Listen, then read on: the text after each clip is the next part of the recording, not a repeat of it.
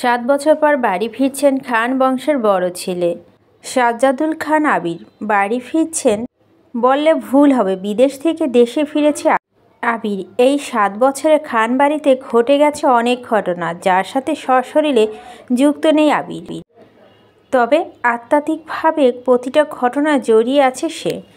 আবিরের বাবা চাচা 3 জন। আবিরের বাবা সবার বড়, নাম আলী আহমদ খান। তানবীরের বাবা মেজর, নাম মোজাম্মেল খান। ছোট চাচুর নাম ইকবাল খান। আবির তার বাবা মায়ের একমাত্র ছেলে। মেজর চাচা মানে মোজাম্মেল খানের এক ছেলে এক মেয়ে। ছেলের নাম তানবীর খান, মেয়ের নাম মাহদিবা খান মেঘ। ছোট চাচার এক মেয়ে এক ছেলে, মিম আর আদি। এখনও তারা এলাকার যৌথ পরিবারগুলোর মধ্যে শ্রেষ্ঠ। বাড়ির সকলের প্রাণ যেন এক সুতোয় গাঁথা। 5 ভাই বোনের মধ্যে আবির সকলের চোখের মণি। আবিরের জন্মের পর তার মা বাবা দ্বিতীয় সন্তান নেওয়ার চিন্তাও করেননি। এইচএসসি পর্যন্ত সে বাড়িতে ছিল সবার নয়নের মণি। আবিরের চাঞ্চল্য মেতে থাকত খান বাড়ি। আচমকা যেন পরিবেশটা পাল্টে গিয়েছিল। 18 বছর বয়সে আবিরের হঠাৎ করে স্কলারশিপে বিদেশে পড়তে যাওয়া বাড়ির সকলের সাথে শারীরিকভাবে যেমন দূরত্ব বেড়েছিল, তেমনি দূরত্ব বেড়েছিল মানসিকতার। 7 বছর পূর্বে আবিরের সাথে বর্তমান আবিরের আকাশ পাতাল পার্থক্য। দেখেও যেন চেনার উপায় নেই। 6 ফুট লম্বা ছেলেটা, গায়ের রং শ্যামলা, গাল ভর্তি সাপ দাড়ি, চুলের স্টাইল কোনো নায়কের থেকে কম না। তার ফ্যাশন আর লুকে যে কোনো মেয়ে এই দেখাতেই প্রেমে পড়তে বাধ্য। প্লেনে বসে আবির অবলীলায় ভেবে যাচ্ছে অতীতের ফেলে আসা স্মৃতিগুলো। সেই চঞ্চলকার মুহূর্তগুলো এখন শুধু স্মৃতির পাতায়। মাকে রেখে এসেছিল সে যৌবনের প্রথম দিকে, যখন তার বয়স ছিল 18। সেই বয়সে মাই ছিল তার একমাত্র বন্ধু, আর সে 24 বছরের যুবক। এতগুলো বছর একটা দিনও বাদ যায়নি যে মায়ের সাথে ফোনে কথা বলেনি সে। বাড়ির সকলের সাথে মোটামুটি কথা বলার চেষ্টা করেছেন। ছোটবেলার স্মৃতিগুলো ভাবতে ভাবতে নিজের দেশে পৌঁছে গিয়েছেন আবির। এয়ারপোর্টে আবিরের বাবা আলী আহমেদ খান আর তানবীর দাঁড়িয়ে আছে। তানবীর সম্পর্কে তার চাচাতো ভাই আর বয়সে 2 বছরের ছোট, কিন্তু দুজনের বেস্ট ফ্রেন্ড আর কলেজের বন্ধু। তানবীর আবিরকে দেখে দৌড়ে এসে জড়িয়ে ধরল। এই 7 বছর একবারের জন্য ও বাড়ি ফেরেনি আবির, তবে প্রতিনিয়ত কথা হয় আবির তানবীরের। আবির তার আব্বুকে সালাম করে জড়িয়ে ধরে। তারপর বাড়ি ফিরে 3 জন। বাড়িতে যেন হইহুল্লা হৈরি ব্যাপার। হবেই না বা কেন, বাড়ির বড় ছেলে এত বছর পর বাড়ি ফিরেছে। রান্নাঘরে বাহারি রকমের রান্নার ধুম পড়েছে মা চাচিদের। হঠাৎ দরজা আবিরকে দেখে সবার মধ্যে হইচই শুরু হয়ে গেছে।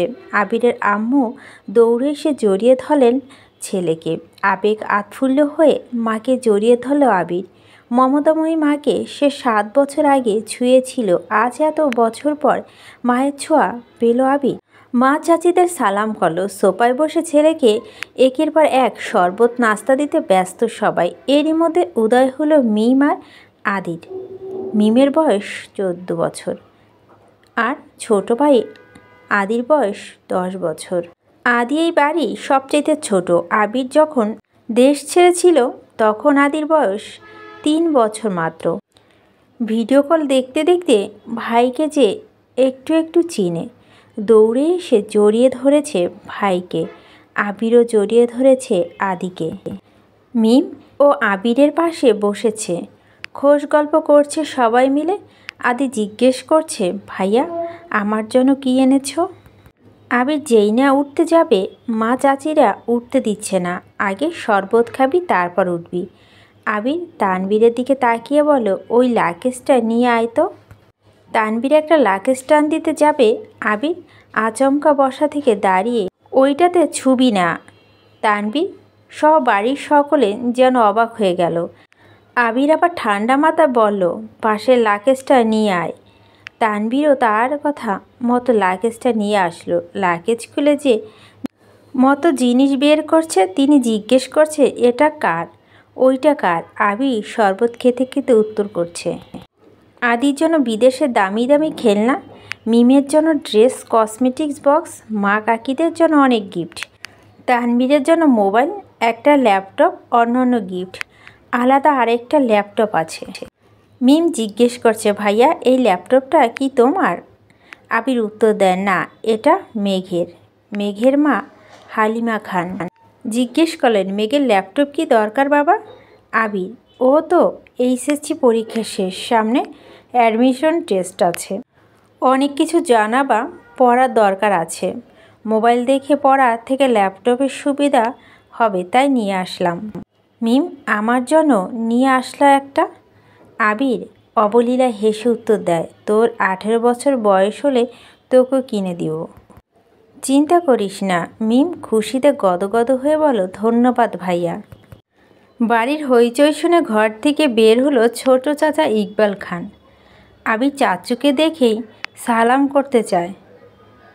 চাচু বাধা দিয়ে জড়িয়ে ধরে ভাতিজাকে।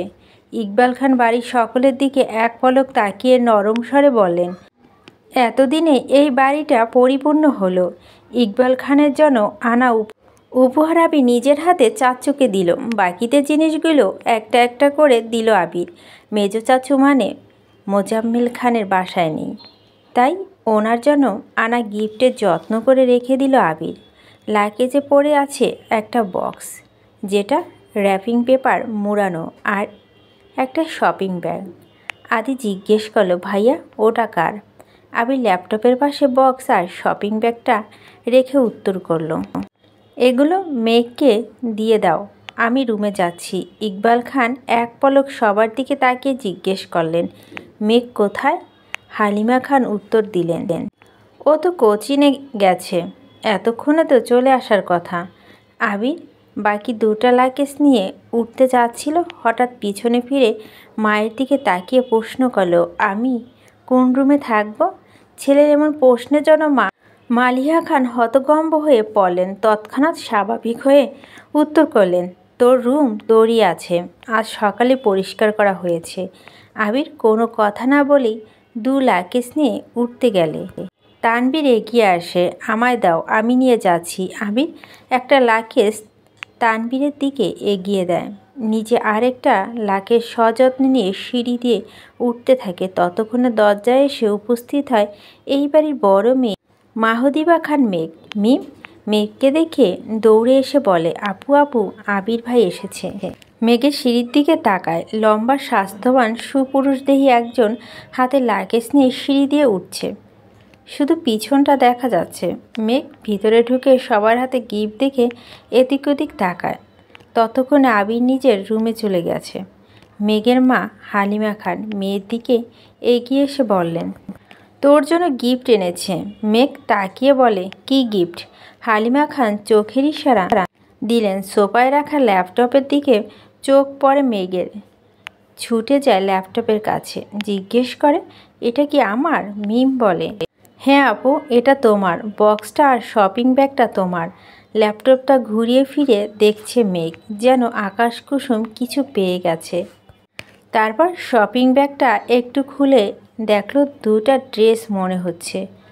সে ল্যাপটপ আর বক্সগুলো নিয়ে রুমের দিকে চলে যাচ্ছে। এত বছর পর নিজের রুমটা আশ্চর্যিত হয়ে নয়নে দেখছে আবির, সেই পরিচিত ঘেরান যেখানে সে নিজের জীবনের 12টা বছর কাটিয়েছিল। সেই রুমটা ছিল আর একান্তই ব্যক্তিগত, আজও তাই আছে। একটা জিনিসও এদিক সেদিক হতে দেয়নি আবিরের মা মালিহা খান। এমনকি রুমে বছরের পর বছর তালা দিয়ে রেখেছেন তিনি।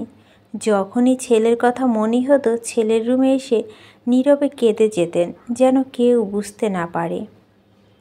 আবির রুমে ঢুকে লাগেজ খুলে নিজের পরনে টি শার্ট হাতে শাওয়ার নিয়ে চলে যায়। শাওয়ার শেষে বের হলেন একটা কফি কালার টি শার্ট আর একটা ট্রাউজার পরে, হাতে তোয়ালা নিয়ে মাথার চুল মুছতে মুছতে খাটে বসে আছেন তানভীর। লাগেজ নিয়ে এসে রুমে বসে আছেন সে। তানভীর সে দেখে আবির জিজ্ঞেস করে, কি হলো, কিছু বলবি? তানভীর মুচকি হেসে জিজ্ঞেস করলো, আচ্ছা ভাইয়া, ওই লাগেজটা ধরতে দিলি না কেন? কি আছে ওটাতে? আবিরের চক্ষুদয় উদ্বেগ স্পষ্ট। চলা শক্ত করে উত্তর দিল, ওটাতে আমার পার্সোনাল কিছু জিনিস আছে। তানভীর হাসতে হাসতে উত্তর দেয়, সেই পার্সোনাল জিনিসগুলো দেখতে চাচ্ছে আমার অবুঝ মন। কী করব বলো? স্বভাবসুলভ গম্ভীর কণ্ঠে উত্তর দিল আবির, কাউকে দেখানো জিনিস আশা করি পার্সোনাল হবে না। তানভীর ভাইয়ের আপত্তিস্বর বুঝতে পেরে এই বিষয়ে আর কিছু বলেনি, শুধু জিজ্ঞেস করে, বিকেলে কি বের হবে? আবির উপর নিচ মাথা নেড়ে হ্যাঁ সূচক সম্মতি জানায়। তানভীরের কথা না বাড়িয়ে চুপচাপ বিদায় নেয় রুম থেকে। আবিরের খাটে এক কোণায় বসে মোবাইলে হাত দিয়ে গুরুত্বপূর্ণ কিছু চেক করতে ব্যস্ত হয়ে পড়ে। মেঘ নিজের রুমে ঢুকে শপিং ব্যাগ খুলে 3টা ড্রেস বের করলো। 3টা জামাই অসাধারণ সুন্দর, 2টা গাউন ড্রেস আর একটা গর্জিয়াস কাজের 3 পিস। ল্যাপটপটাও খুলে দেখে, তার প্রয়োজনীয় সকল অ্যাপ ব্রাউজার অলরেডি ল্যাপটপে সেট করা আছে। মেঘের দৃষ্টি যায় র্যাপিং পেপার মোড়ানো বক্সের দিকে। র্যাপিং পেপার খুলতেই চোখ পড়ে 3টা উপন্যাসের বই, যেগুলোর উপরে ছোট্ট একটা চিরকুটে লেখা, অ্যাডমিশনে পরে পড়বি। তারপর একটা ছোট বক্স, যেখানে এক বক্স রঙিন পাথর। মেঘের এই পাথরগুলো ছোটবেলায় খুব পরিচিত ছিল। তার সাথে একটা আইফোন 13 প্রো ম্যাক্স মোবাইলটে বক্স। ফোন দেখে মেঘের চক্ষু চড়ক গাছ। অনেক দিন যাবৎ মনের কোণে সুপ্ত ইচ্ছে ছিল একটা আইফোন কেনার, কিন্তু কাউকে বলার মতো সাহস হয়নি তার। এগুলো দেখে খুশিতে গদগদ হয়ে পড়েছে মেঘ। ইন্টার সেকেন্ড ইয়ারে পড়াকালীন মেঘের যখন কলেজে, প্রাইভেট কোচিং সব মিলে ব্যস্ততায় দিন কাটছিল, তখন তানভীর তার পুরনো একটা ফোন দিয়েছিল মেঘকে। সিমটাও ছিল তানভীরের। বাসা মানুষের বাইরে শুধু 3-4 জন বান্ধবীর নাম্বার ছিল সেই ফোনে। এমনকি স্যারদেরকেও নাম্বার দিতে নিষেধ করেছিল কড়া ভাষায়। তানভীর বরাবরই বোনের ব্যাপারে খুব সিরিয়াস। ভাইরা বোনকে শাসন করা ঠিক আছে, কিন্তু তানভীর মেঘকে একটু বেশি শাসনে রেখেছে। এত বছর এইচএসসি পরীক্ষা চলাকালীন সময়ে তানভীরের খুব সাহস করে বলেছিল, ভাইয়া পরীক্ষা শেষ, আমায় একটা নতুন ফোন কিনে দিবে? অগ্নিদৃষ্টিতে তাকিয়েছিল তানভীর, যেন মস্ত বড় অন্যায় করে ফেলেছে। তারপর মেঘ নতুন ফোনের আশা পুরোপুরি ছেড়ে দিয়েছিল। আর সে না চাইতো আইফোন পেয়ে গেছে, ল্যাপটপ পেয়ে গেছে। এ যেন মেঘ না চাইতেই জল। আর মনে ভাবছে, মনে হয় তানভীর ভাইয়া বলেছে ফোন আনতে আর ল্যাপটপ আনতে, না হলে উনি কিভাবে জানবে আমার ফোন নেই। এদিকে 1 ঘন্টা যাবৎ ফোনে মনোযোগ দিয়ে কী যেন কাজ করছে আবির। হঠাৎ আদি দৌড়ে এসে দাঁড়ায় দরজায়। আদি, ভাইয়া তোমায় খেতে ডাকছে। আবির, যা আসছি। 10 মিনিটের মধ্যে সাদা শার্ট পরে রেডি হয়ে নিচে নামলো আবির। অসময় তেমন কেউ নেই নিচে। বিকাল 4টা বাজে। সবাই খাওয়া শেষে অনেক আগে। মালিহা খান বসেছিল ছেলের জন্য। ছেলে ফিটফাট হয়ে রেডি হওয়ার দেখে মালিহা খান জিজ্ঞেস করছেন, কোথাও যাবি? আবির বলল, হ্যাঁ একটু কাজ আছে। আবির চুপচাপ খাবার খাচ্ছে। ছোটবেলা যা যা সে পছন্দ করত সব রান্না হয়েছে আজ। সব খেতে পারেনি, যতটুকু সম্ভব খেয়ে উঠে পড়েছে। এর মধ্যে তানভীর হাজির হয়েছে। শান্ত কণ্ঠে বলল, ভাইয়া রেডি আমি। এখন যাবে নাকি লেট হবে? এখনই বের হব। মালিহা খান রান্নাঘর থেকে ডেকে বলেন, গাড়ি নিয়ে বের হবি না? চাবি নিয়ে যা। গাড়ি লাগবে না আম্মু। 2 ভাই বের হয়ে গেল। যৌথ পরিবারগুলো সবচাইতে আনন্দময় সময় হলো সন্ধ্যাবেলা। বাড়ির সকলে মিলে হইচই করে বিকেলে নাস্তা খাওয়া, একটু টিভি দেখা, খেলাধুলা করা, আড্ডা দেওয়া। সমস্যা শুধু বড়রা।